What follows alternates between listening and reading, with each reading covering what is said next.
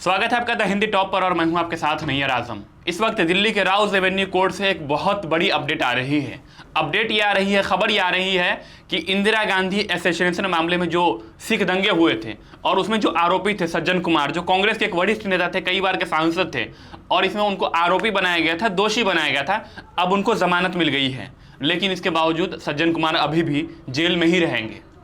क्या था सिख दंगा, सज्जन कुमार की क्या भूमिका थी और सिख दंगा से पीछे की कहानी क्या है, इन्हीं सब बातों को जानने समझने के लिए हमारे साथ इस वक्त हमारे सहयोगी सर्वजीत जायसवाल हैं, जिनसे हम जानेंगे कि आखिर वो घटनाक्रम क्या थी। तो सर्वजीत, सबसे पहले हमें ये बताइए कि सज्जन कुमार पर क्या अपडेट आ रही है, कोर्ट ने क्यों उनको जमानत देने से जमानत दी है, लेकिन जेल में रहने के लिए कहा गया है उनको। बिल्कुल नैयर, ये जो कोर्ट का जो कहना है, राउज एवेन्यू कोर्ट का ये मामला है और ये 1 और 2 नवंबर 1984 के दरमियान की ये घटना है, जब सिख दंगा हुआ था और लगातार सिखों को मारा जा रहा था। उस टाइम पर सज्जन कुमार, जहांगीरपुरी और विकासपुरी का जो ये एरिया है, उस इलाके में ये दंगा हुआ था और इन पर आरोप था कि इन्होंने दंगा उकसाया है, कैसे आगे बढ़ाना है दंगे को। तो एक तारीख को जो दंगा हुआ था उसमें सोहन सिंह और उनके जो दामाद थे, रामावतार सिंह उनका नाम था, वो जो सिख थे, उनकी हत्या कर दी गई थी। लेकिन 2 नवंबर 1984 की जो घटना घटी थी, उसमें गुरुचरण सिंह को जिंदा जला दिया गया था। ये आरोप था कि, और इसके पीछे जो सबसे बड़े साजिशकर्ता थे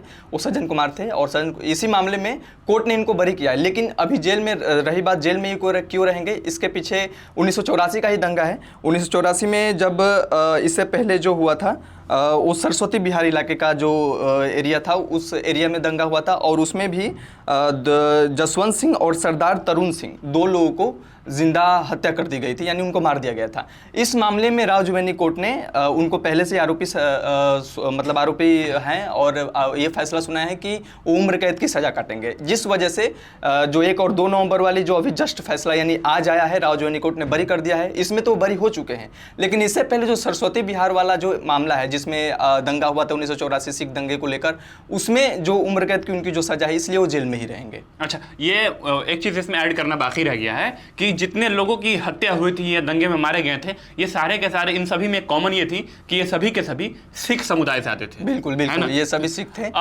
ये बताइए हमें, जी कुछ कह रहे आप, करिए। हाँ, ये सभी सिख थे और ये ऑपरेशन ब्लू स्टार जो हुआ था, जो जर्नैल सिंह भिंडरावाले ने जब ये स्वर्ण मंदिर में जब वो अपना प्रवास पर बैठा और करीब 2 सालों तक वो पूरे उस एरिया को कैप्चर कर लिया, जो खालिस्तान समर्थक था और लगातार एक अलग देश और अलग क्षेत्र का मांग करता पंजाब को लेकर। हाँ, पंजाब आएंगे, हम उस पर आएंगे। तो उसके बाद जब इंदिरा गांधी ने ऑपरेशन ब्लू स्टार चलाया और उसके बाद जब उसको मार दिया गया, तो अचानक से सिखों के अंदर, लेकिन उसके बाद ये हुआ कि उनके जो इंदिरा गांधी के असैसिनेशन हुआ, जब उनको मारा गया, जो उनके 2 गार्ड थे, वो बेअत सिंह था और जो सतवंत सिंह और बेअत सिंह था, जो इंदिरा गांधी को मार दिए।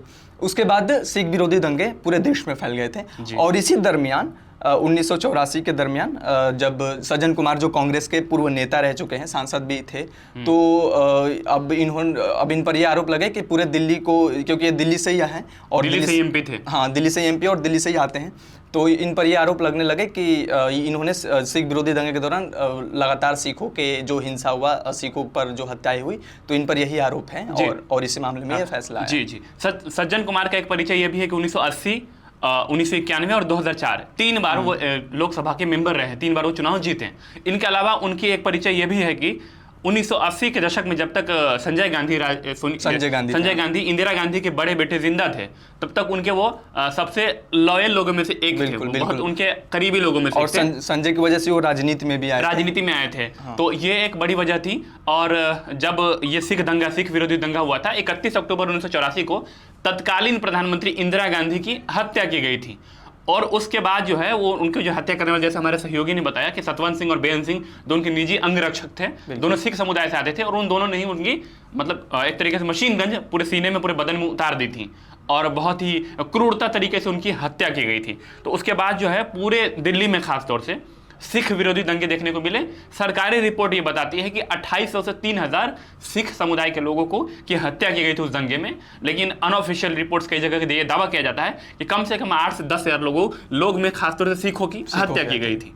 जी बिल्कुल बिल्कुल नहीं यार। और इसमें अभी यही अपडेट है कि कोर्ट में जब सुनवाई हो रही थी तो राजीव कोर्ट में सज्जन कुमार ने कहा कि मैं इस मामले में इन्वॉल्व नहीं हूँ और मुझे बख्श दिया जाए। और इसके बाद जो मतलब ये देखा गया कि उन्होंने कोर्ट में जब सुनवाई के दौरान जब ये फैसला आ गया कि 1 और 2 नवंबर के दरमियान जो ये जस्ट फैसला आया जिसमें बरी किया गया, तो उन्होंने कोर्ट को शुक्रिया अदा भी किया। अच्छा, थोड़ा सा आपने ये सब बताया मुझे, हमें क्या हमारे दर्शकों को ज़रा ये बताइए कि ये जो जनरल भिंडरा वाला था, ऑपरेशन ब्लू स्टार था, थोड़ा सा संक्षिप्त में बता दीजिए भी। देखिए, जनरल भिंडरा वाला जो था वो पंजाब के मोगा से था और एक मतलब सिख स्कूली से उसने मतलब धार्मिक स्कूल से पढ़ाई की थी और ख़ुद को सिखों का रक्षक बताता था, लेकिन उसके अंदर ऐसी कट्टरता भर गई कि वो खालिस्तान समर्थक हो गया। यानी पंजाब को काटने की बात करने लगा, अलग क्षेत्र की मांग करने लगा, यानी भारत को ही तोड़ने की बात करने लगा। धीरे धीरे हुआ ये कि अब इंदिरा गांधी की नज़रों में और इंदिरा गांधी सरकार के लिए वो एक तरह से दुश्मन बनने बैठा। और सन 1982 के दरमियान अब वो स्वर्ण मंदिर जो अमृतसर में है उसी पर वो प्रवास में चला गया और प्रवास में जैसे गया वो निकलने की मतलब उसका एक तरह से पूरे उस मंदिर को ही कैप्चर कर लिया। जून 1984 की बात। हाँ, मतलब जून 1984 में जब ऑपरेशन ब्लू स्टार चलाया गया उसको मारा गया, लेकिन उससे 2 साल पहले वो स्वर्ण मंदिर पर पूरा कैप्चर कर लिया। यानी वो पहले वो था नेतृत्व करता तो कट्टरपंथी के विचार के थे और उसको कैप्चर कर लिया। हाँ, और उसके जो समर्थक थे पूरे स्वर्ण मंदिर में ही घुसकर बैठ गए। लास्ट में हुआ ये कि इंदिरा गांधी को ऑपरेशन ब्लू स्टार चलाना पड़ा, सेना को भेजना पड़ा और भिंडरा वाले को मारा गया उसमें।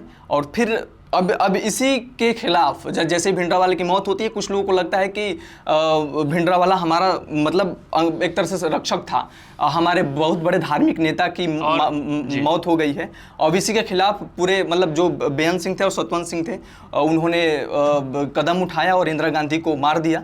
और फिर यहीं से शुरू होती है 1984 सिख दंगे की पूरी कहानी। जी, तो काफ़ी संक्षिप्त में आपने काफ़ी अच्छे से बता दिए इसके बारे में।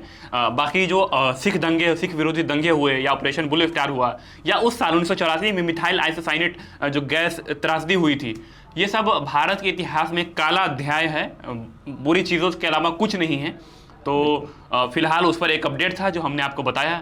उम्मीद करते हैं कि आपको ये इन्फॉर्मेशन कुछ न कुछ लाभदायक, कुछ न कुछ अच्छा ज़रूर लगा होगा। और इस खबर पर, इन चीज़ों पर कोर्ट से अगली बार जो भी किसी भी तरह की अपडेट आएंगी हम आपके बीच लेते आएंगे। हमारे चैनल द हिंदी टॉप को सब्सक्राइब कर लें। इसके अलावा आप हमें एक्स, फेसबुक और इंस्टाग्राम पर फॉलो कर सकते हैं।